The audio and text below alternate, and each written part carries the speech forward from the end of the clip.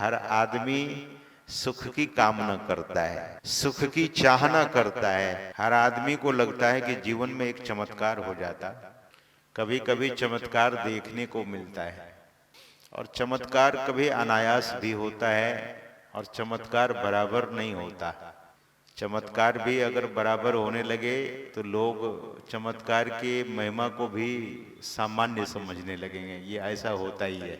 और भगवान शंकर कहते हैं, गुरुर् ब्रह्मा गुरुर् विष्णु गुरुर्देवो सदाशिवः। भक्त का सदा कल्याण करने वाला इस जगत में कौन है, इस ब्रह्मांड में कौन है? तो भगवान शंकर कहते हैं, वे सद्गुरुदेव है।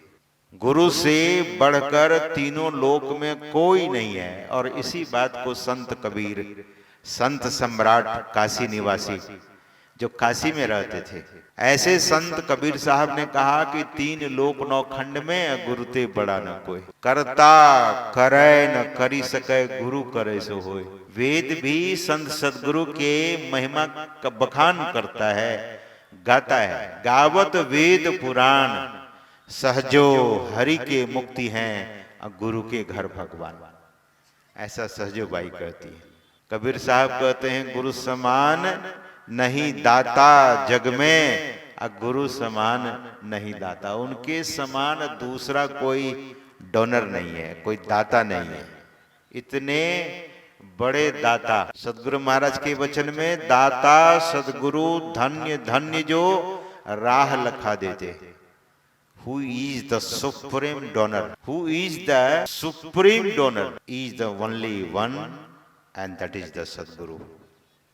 वैसे तो लोग जीवन न जाने क्या क्या चीजों में बिता देते हैं। पढ़ते पढ़ते पढ़ते विद्वान हो गए, जॉब किया, बिजनेस किया। अब तो समय आया, लेकिन काम सब साथ साथ होना चाहिए। मैं ही को आन नहीं सूझा, फकत गुरु ही आधारा है। Who is the base for our life? Only the Sadguru is the base for our life. हम आपके जीवन का आधार केवल संत सदगुरु ही है। सज्जनों, आप पठित समाज के लोग हैं, बहुत विद्वान लोग यहाँ बैठे हुए हैं, बहुत विदुषी नारी भी, मातृशक्ति भी यहाँ बैठी हुई हैं, और जीवन के सूक्ष्मता को, जीवन के बारीकी को समझ रहे होंगे। चाहे वो कितना भी पढ़ा लिखा हो, कितना भी कुलीन व्यक्ति हो, कितना बड़ा धनवान हो, लेकिन कमी हर आदमी के जीवन में रहती है। सदगुरु की महिमा सुनाने का क्या मतलब? परम संत बाबा देवी साहब कहा करते थे, संत सदगुरु महाराज से कहने की कृपा की थी कि लाला, संत मत का सिद्धांत बहुत छोटा है। द प्रिंसिपल ऑफ द संत मत इज वेरी स्मॉल। क्या है? गुरु, सत्संग और ध्यान, यही छोटा सा सिद्धांत है। लेकिन हम आप अभी सिद्धांत, 7 सिद्धांतों को पढ़ा, पाठ किया, लेकिन समास रूप में संत मत में यही 3 चीज है, गुरु, ध्यान और सत्संग। जिन्होंने गुरु की महिमा को जान लिया, the glorification of the Sadguru, that person is not going to forget the sant Sadguru. संत सदगुरु को वे भूलेंगे नहीं फिर, जो सदगुरु की महिमा को देखा है। भगवान शंकर अपने श्रीमुख से ऐसे श्रोता भगवान शंकर को मिले हैं जो सृष्टि का विधाता है, सृष्टि का सृजनहार है। ऐसे ब्रह्मा जी श्रोता बनकर बैठे हैं, जिज्ञासा किया है ब्रह्मा जी ने, और भगवान शंकर ने ब्रह्मा जी को उत्तर दिया है। भगवान ब्रह्मा भगवान शंकर से जिज्ञासा करते हैं कि आप जरा गुरु की महिमा को बताइए। भगवान शंकर से माता पार्वती भी गुरु की महिमा के बारे में पूछती है। तो भगवान शंकर और माता पार्वती का जो संवाद है, वह उसे गुरु गीता कहा जाता है। और भगवान शंकर और ब्रह्मा जी का जो संवाद है उसे योग सिखो उपनिषद के नाम से जाना गया है, कहा गया है। योग का जो सिखा है, जैसे हम आपके सिर पर सिखा होती है, जिसको चोटी कहते हैं, पता नहीं आप लोग क्या कहते हैं सिर पर। आजकल लोग चोटी रखना ही छोड़ दिया है। बहुत समन्वयकारी आदमी हो गया है, बोलता है कि हमारे सामने और कुछ नहीं है, सज्जनों धर्म नहीं है तो कुछ नहीं है, संस्कृति नहीं है तो कुछ नहीं है। हमारी संस्कृति अक्षुण्ण रहे, हमारी संस्कृति बरकरार रहे, हम धोती और कुर्ता पहनते रहे, माताएं साड़ी पहनती रही हैं। संस्कृति बहुत जरूरी है। हम संस्कृत हैं और हमारी भाषा भी संस्कृत रही है। तो सिखा की बात मैं कह रहा था, योग सिखा, उपनिषद शब्द उसमें जुड़ा है तो इसलिए योग सिखो बन गया है, सिखा सिखो बन गया है। व्याकरण जो पढ़े हैं उनको पता होगा कि जहां विसर्ग है और उसमें आकर ऊ जुड़ता है तो विसर्ग का लोप होकर ओ शब्द बन जाता है। तो योग सिखो उपनिषद यह है कि जो सबसे मुख्य उपनिषद है, उस मुख्य उपनिषद से हम आप पाठ सुन रहे थे। और भगवान शंकर कहते हैं गुरुर्ब्रह्मा गुरुर्विष्णु गुरुर्देवो सदाशिवः।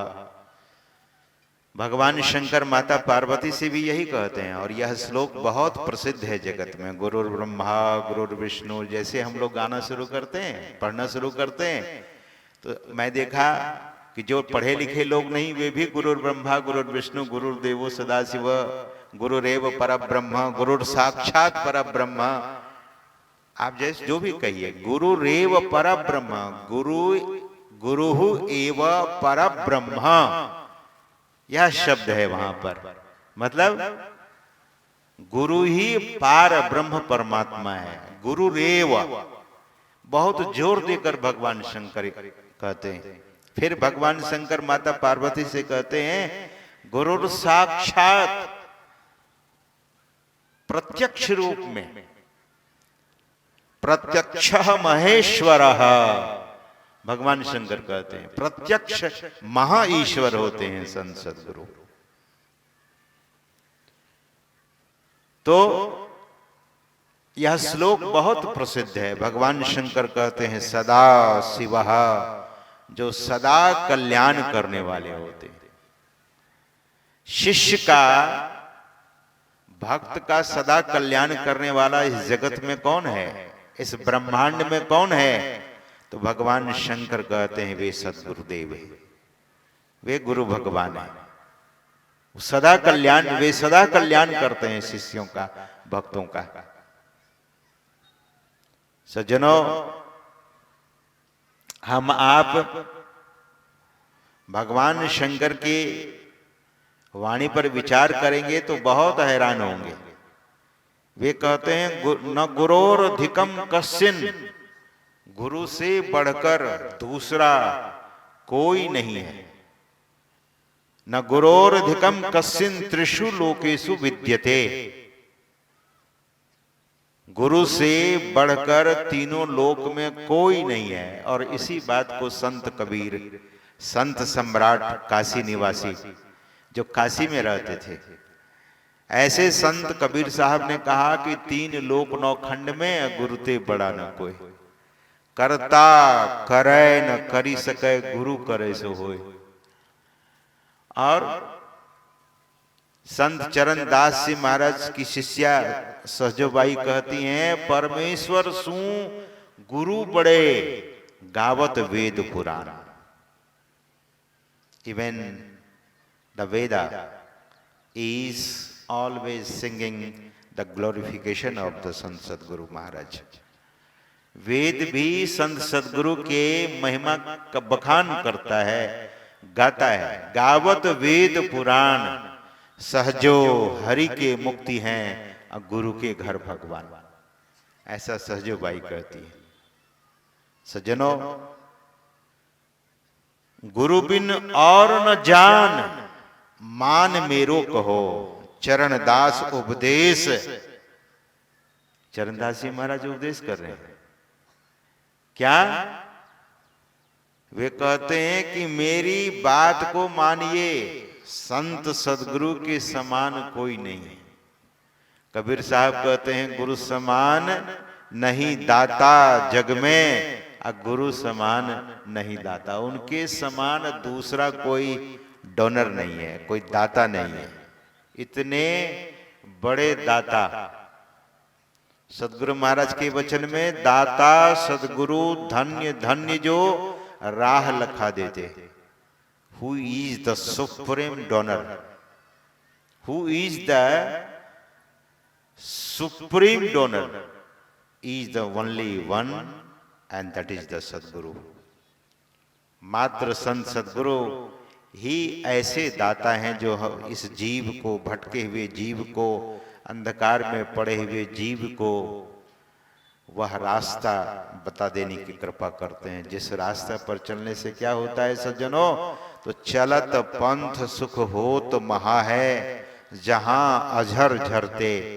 जिस पथ पर, जिस रास्ता पर चलने से इस जीव को महासुख की प्राप्ति होती है।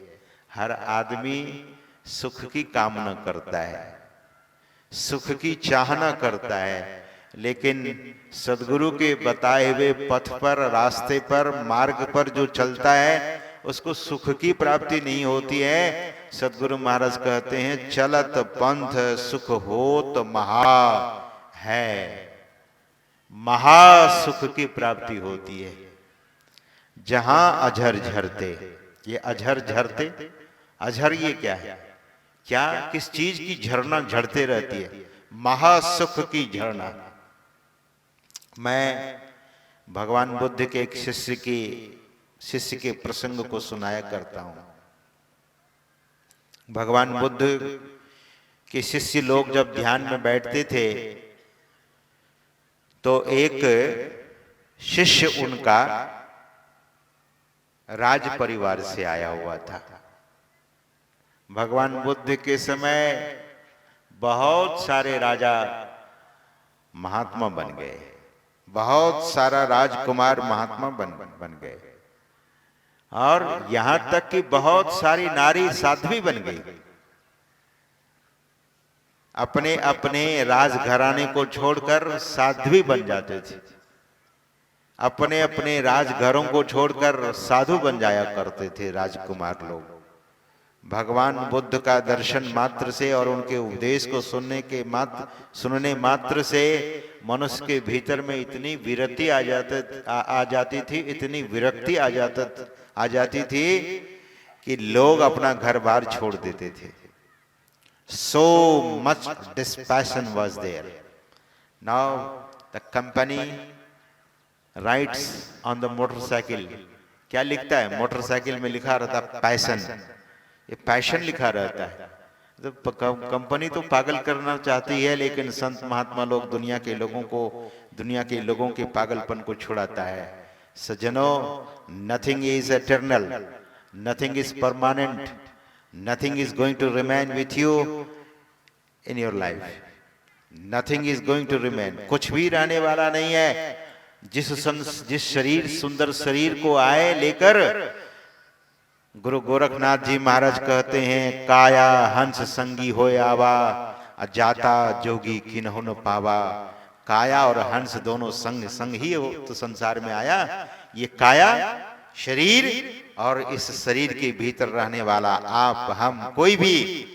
गुरु गोरखनाथ जी महाराज कहते हैं काया हंस संगी होय आवा, जाता जोगी किन्हु न पावा। सज्जनों, महापुरुष कहते हैं आवै संगे जाई अकेला, ताथे गोरख राम रमेला। गोरखनाथ जी महाराज से किसी ने पूछा कि आप साधु क्यों बन गए, क्यों साधु बन गए महाराज?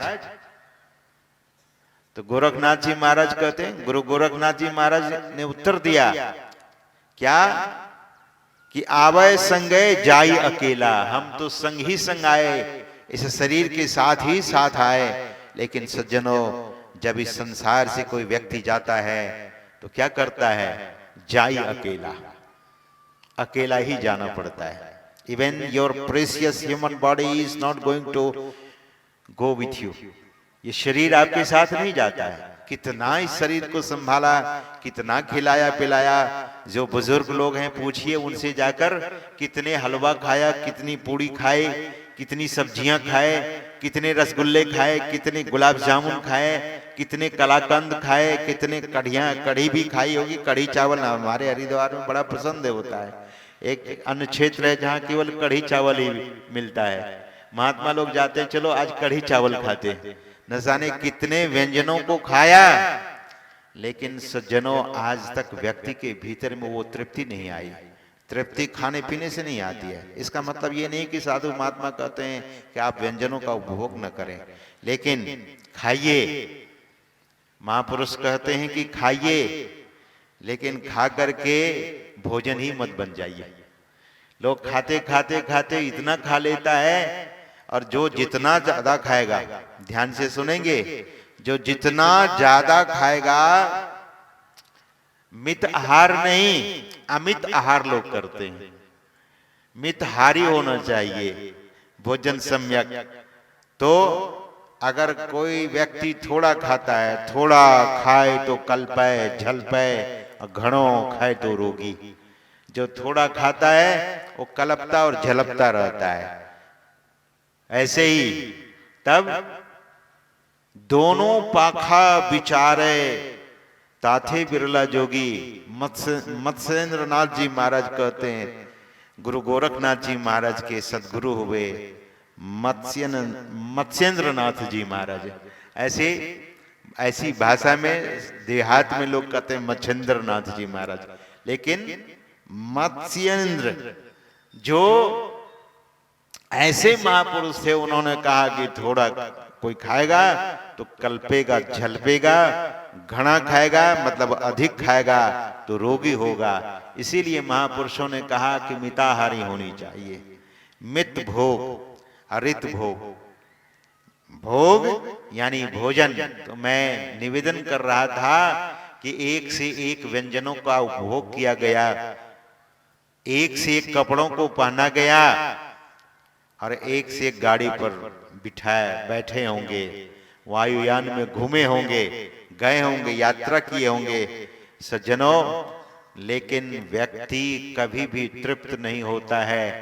तब संतों ने विचार किया कि आवे संगे जाई अकेला, अताथे गोरख राम रमेला। मैं इसीलिए साधु बन गया कि जाना तो अकेला है। तो जाने की तैयारी करते हैं लोग।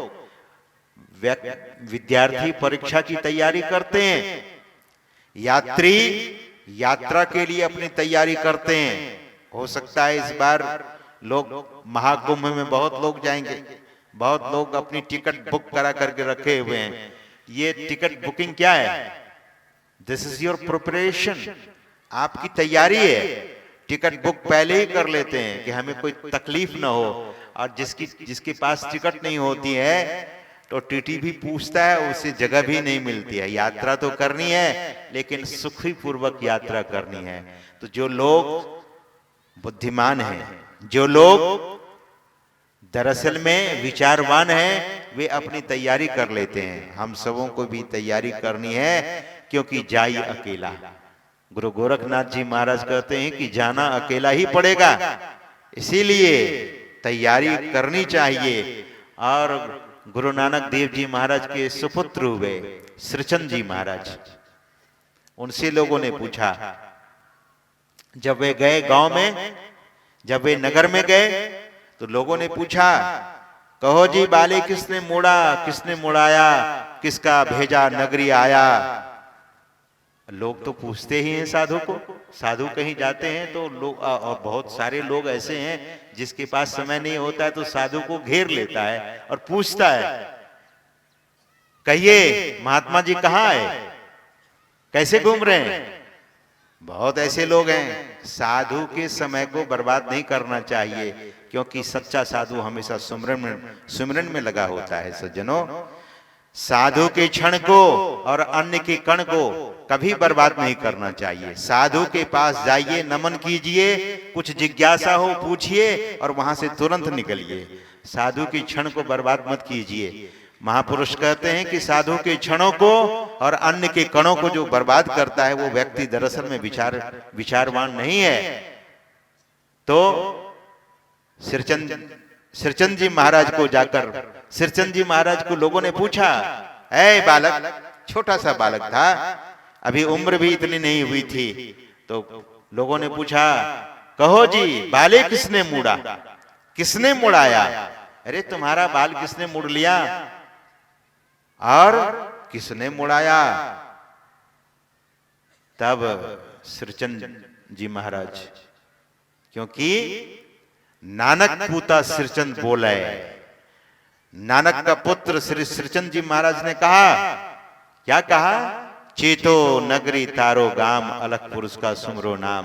पहले तो उसने ये कहा, बाले किसने मुड़ा, किसने मुड़ाया?